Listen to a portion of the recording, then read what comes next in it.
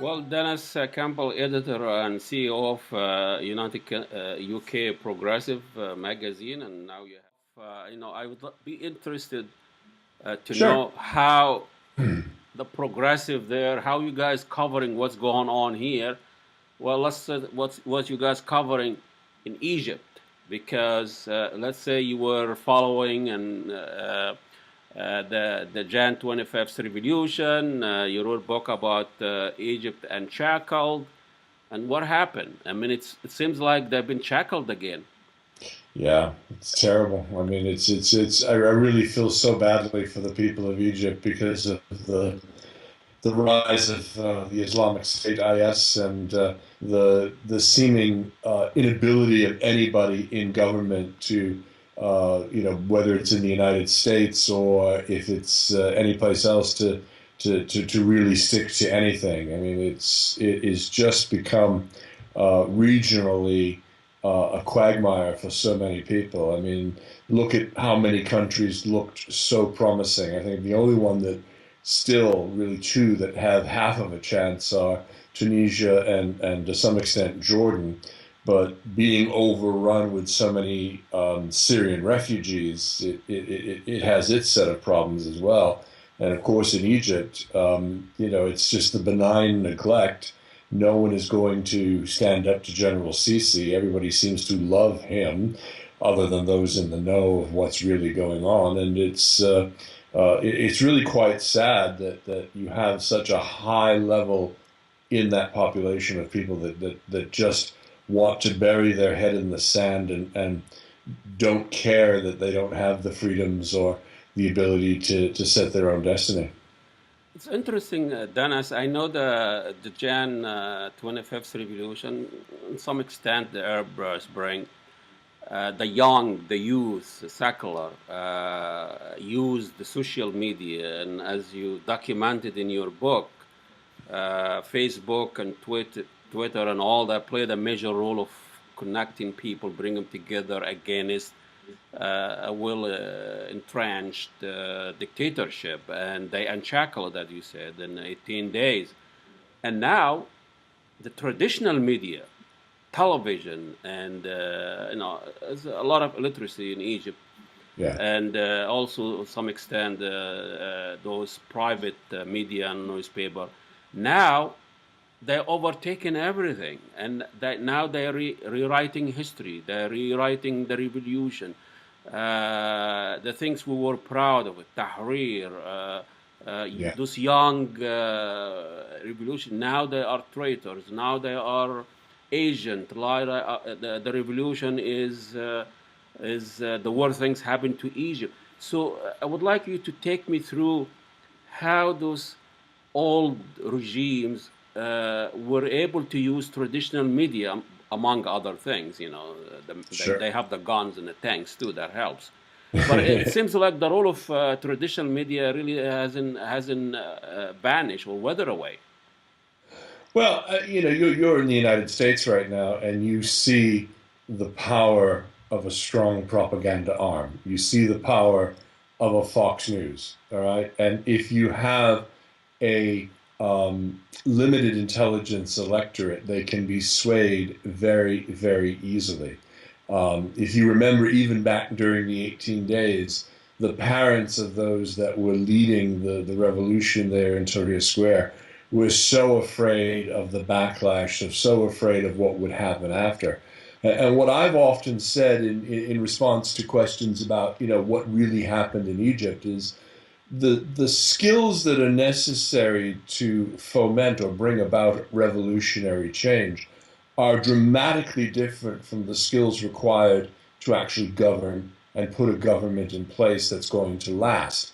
What happened was you did not have a terribly organized group, and I think the fact that they were able to get the success that they had in such a short period of time surprised even them. Yeah. I mean, who thought amongst us realistically that in 18 days Mubarak would be removed from office or be forced to resign and step down? I mean, even the media, when we were covering the story, back at the very beginning of the January 25th uprising said, okay, another scheduled big demonstrations in the Middle East. This time it happened to be in Cairo. Who'll show up? We didn't really think much about it. And, I've often said to corporate clients that are, trying to get themselves out of a public relations malaise or trouble, you never want to have anything become a day two story. No matter what your company has done, no matter what your government has done, everyone can survive a one-day story. A story that comes, runs its life through, you get the response, The and cycle. then you have to have the discipline to then bite your tongue and sit back and take whatever's going to come from the market, but don't respond and don't engage further.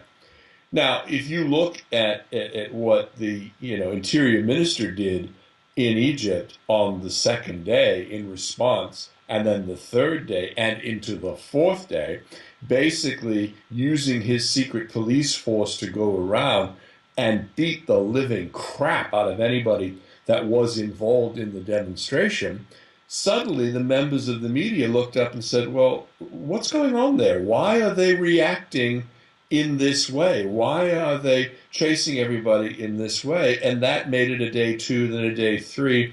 And of course, on the fourth day, when they turned the water cannons on the Muslim men prostrate in prayer, that was the day that fear died on that bridge, and all bets were off.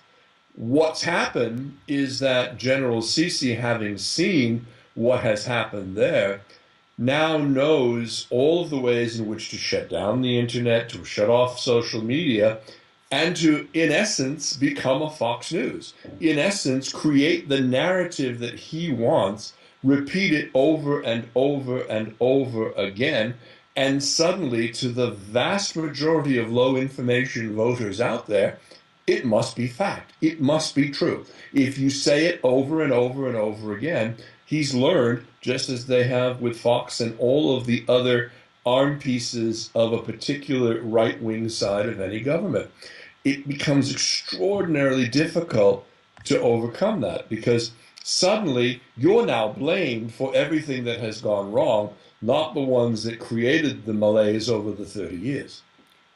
Do you think General Sisi and his military goons learn from that? That's why they are not really letting any slice of any dissent, anything. They shutting everything off, and as you say, they don't let anything last more than just one day. They just Absolutely, absolutely. They know now the danger of allowing something to grow unabated. They know what happens. And if you look just even from February to when there was an uprising in November, going back to 2011, notice how brutally and swiftly they clamped down on top of that.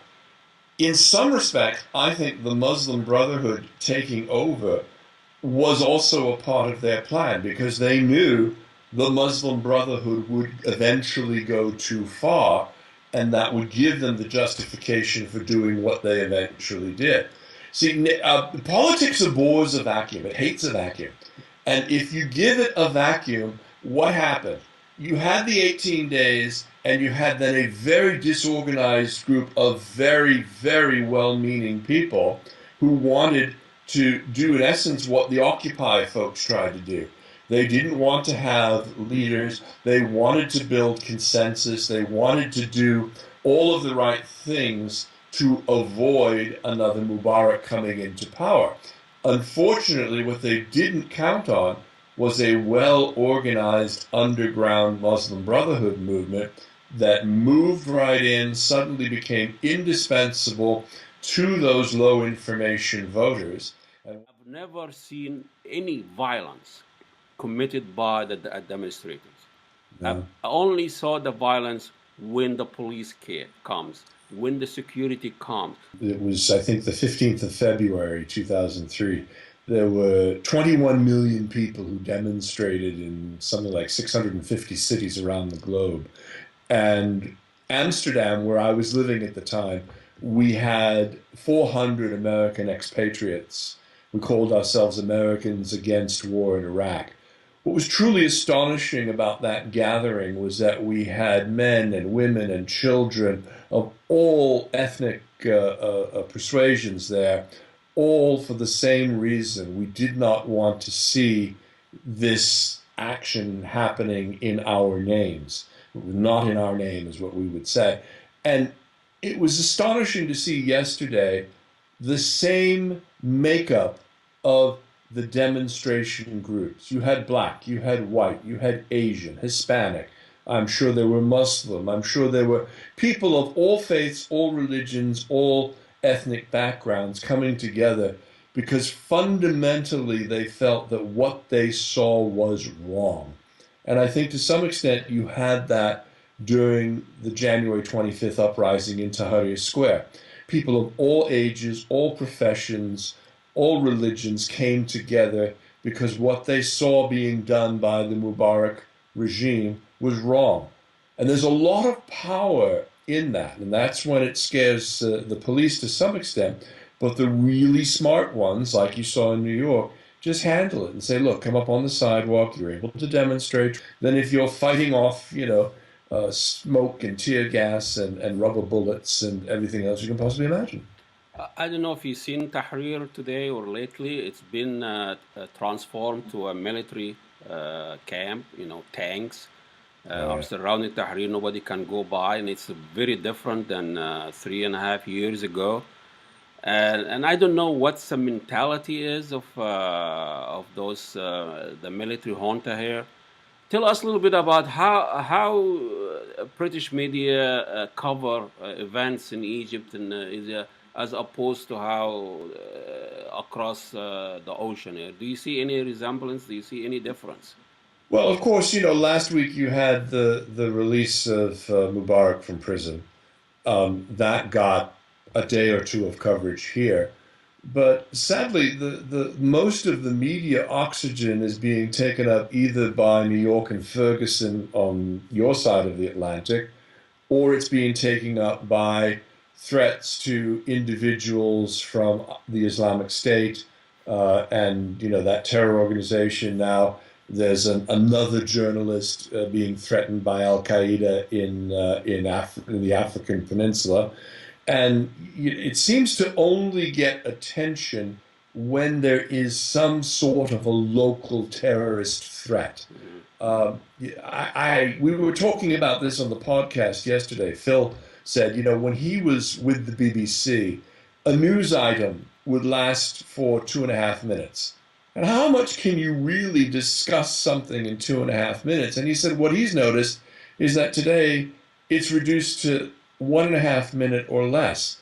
So how can there be any sort of a meaningful dialogue if in a 30-minute hour on the BBC you're trying to get 15 stories? It's not going to happen. And this is partly why we started the Three Muckrakers, because we have a whole hour and we only talk about 3 or 4 things. And we try to do it with enough depth, because that's what UK Progressive Magazine has been about and what my books have been about. We really want to ask serious questions and get complete answers, because we think the dialogue is important. We think the answers are important to what's happening in every part of the world. Good luck with your new venture, and I'm sure we'll be talking soon. Oh, thank you, my friend, and I wish you the same. And keep fighting. You're doing really, really important work out there, trying to to reach people and build bridges across, because so many people have these ridiculous ways of behaving, and it's people like you, the Reverend Al Sharpton, the folks that are really trying to build bridges amongst all the different communities that are going to make the real difference in this world. So I never thought I would be mentioned in the same line with the Reverend Sharpton, but this is wonderful. Thank you so much, Dennis. Thank you. Good luck with what's going on across the Atlantic. And keep in touch. We will. Bye-bye now. Thank you, sir.